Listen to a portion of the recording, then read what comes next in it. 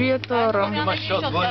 Той крака ми как танцува. Ура, ура, ще пия ром, какво да правя? Дават ми го, че трябва да го изпия. Марина, ти нали знаеш, че след Виж, ще го праща на баща ти. Кажи той. Няма да му го пращаш. Може да кажеш, аз ям жилеко. Най-много да каже и аз пия ром. Ти какво си мислиш? Един зелен, един червен, един с жълто. жилето на модата. Ето това е ромчето. Пие се като алкохол.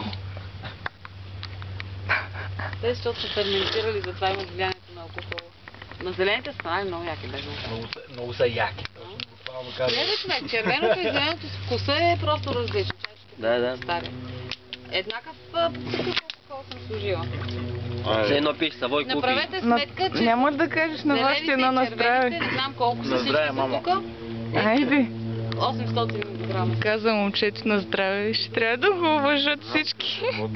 Углите, ви имаш само това. Всичките ли? Още има. Мъче са от всичките. Аз направо съм само Ти нещо няма ли да кажеш на брат си това? В червените и в зелените има 800 грама. Жълтите са правени с ром. Другия път по-подходящ момент. В това джобче има цигарки. Една цигарка и... Не, аз Серго ти, защото нещо на батко си така еш на татко нещо. слабите с ром. Моля ви се, не така екстремно да наклонявате лодка. Коти може нещо на деничка да кажеш. много ми я доведе така те. Като поразнеш, като чипче да бъдеш същата. Ай лек.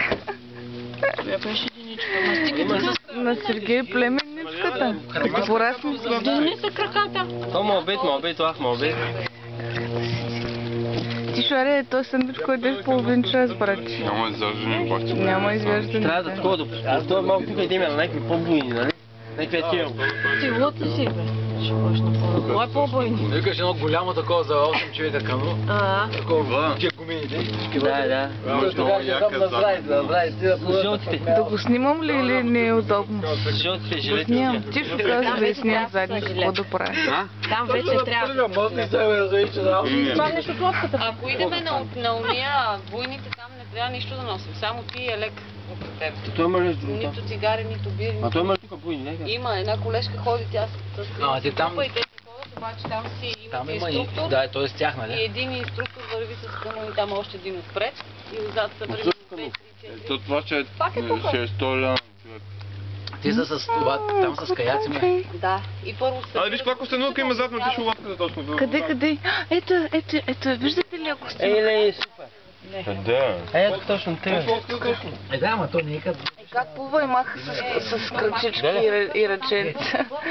Оп. Сега ще излезе. Приближете малко лодката да я снимам. Хайде. Приближи просто. Как да приближа? Държа. На брега с направиш, Добре, айде, ама аз вече ще я изгубя. Там Ето не отгоре слиза на водата. Ето я костенурката. Обаче е замъглена така на много голяма. Ние точно зад тебе сега. Да, може да я хванеш, а не тя. Тя не разбра и се скри.